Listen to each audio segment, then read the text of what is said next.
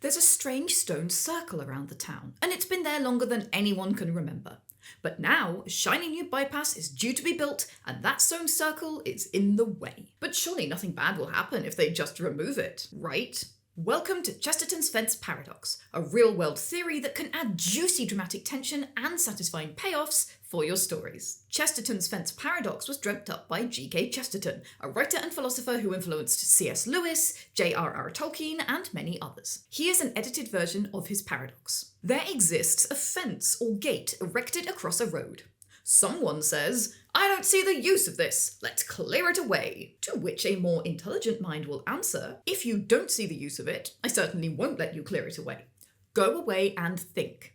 Then, when you come back and tell me that you do see the use of it, I might allow you to destroy it." So to rephrase that in more modern words, if you remove something without understanding why it was there in the first place, you risk causing chaos. And even more important, just because the purpose of something is unknown, concealed, or lost, doesn't mean there was never a purpose. And of course, we are storytellers and world builders. Unknown and concealed purposes are kind of gold for us. They create instant mystery and history. Going back to our stone circle around that town, many of us have an instinctive understanding of what direction things are going to go in when it's pulled down to build a bypass. It may involve tentacles, fey incursions, or alien invaders, but we know from the laws of narrative that someone put this fence there for a reason. Just because nobody remembers why, it doesn't mean the fence wasn't doing anything. In a story, this is, if you like, Chekhov's fence. It might just explode in Act 3, or earlier depending on your story. Why does this setup work so well? It's because Chesterton's fence paradox is an inbuilt, inciting incident. Your audience will sense a threat, a twist coming, but they won't quite know what it will be. Your Chesterton's fence setup creates integral mystery, and mystery is fantastic for wonder and intrigue, both really important for science fiction and fantasy. And thematically, it's a great way to explore hubris, inheritance from the past, and works for every genre, from eldritch horror to space opera to high fantasy. Of course, you might not want a fence or a stone circle or a boundary in your story, but in a broader sense, Chesterton's fence could be used for anything that your world is hanging onto, even when nobody remembers why. A piece of legacy code that somehow keeps an app from crashing, despite the fact that none of the current developers know why it's there. Or the mythic girl with the green ribbon around her neck. I recommend Googling that one if you're not familiar, and there's a link in the description. Or how about the button on the hatch in Lost? Everyone was totally convinced it didn't serve any purpose, and it turns out it kept the island from exploding. In more general terms, any meaningless ritual or sacrifice performed once a year when no one could remember why. All of these are examples of Chesterton's fence, and they're great jumping off point for stories rich in world building and mystery. So once you've picked your Chesterton's fence setup, what are your steps? Start by establishing your fence, or tradition, or ceremony, or ritual, or sacrifice. We have a whole video on MacGuffins if you need help with this part. Then, I suggest you foreshadow clues. Give your audience an inkling of what might happen when this fence is removed or ignored. If the audience can put these clues together in the moment, they'll anticipate what's going to happen and feel smart. And if they don't put the clues together before your Chesterton's fence activates, they'll understand them in hindsight, which is super satisfying too. And what about your payoff? Well, you kind of have two choices for the Chesterton's fence payoff. Either the full collapse, or a little taste of chaos. For example, if you're going for an incursion-style payoff, allow the full-on invasion to take place for really high stakes. Or simply put on stage one tentacle, literal or metaphorical, of its advanced guard. How do you decide? Well, tailor your choice to the size and scale of your story and the power level of your heroes. Do you want to deal with a full-scale invasion at the end of your story and everything that means? Or are you happy with one quick boss fight and done? But Chesterton's fence paradox is more than just a great setup for stories. There's a warning hidden inside it for us world builders and creators. Subverting tropes is a great way to create fresh stories and surprise our players and readers. But what happens if we tweak a trope we don't fully understand? This danger lies in change for change's sake, without knowing what purpose the trope is serving in your storytelling. Because what happens when we remove Chesterton's fence? Well, sometimes chaos. Here's an example. Let's say you decide that in your world, orcs, but they're good now.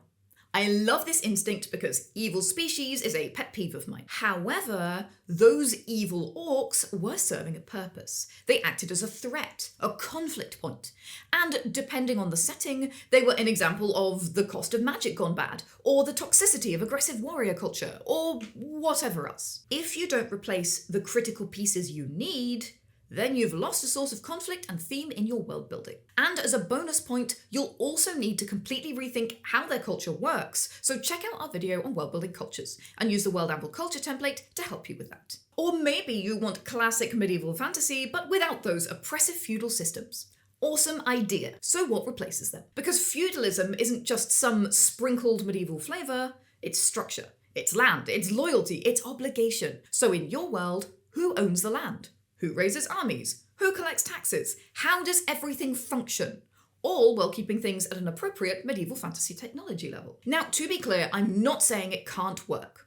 I'm saying if you don't, as Chesterton puts it, go away and think, you may end up tumbling the Jenga tower of complex systems. You run the risk of an entire social structure that just doesn't make sense.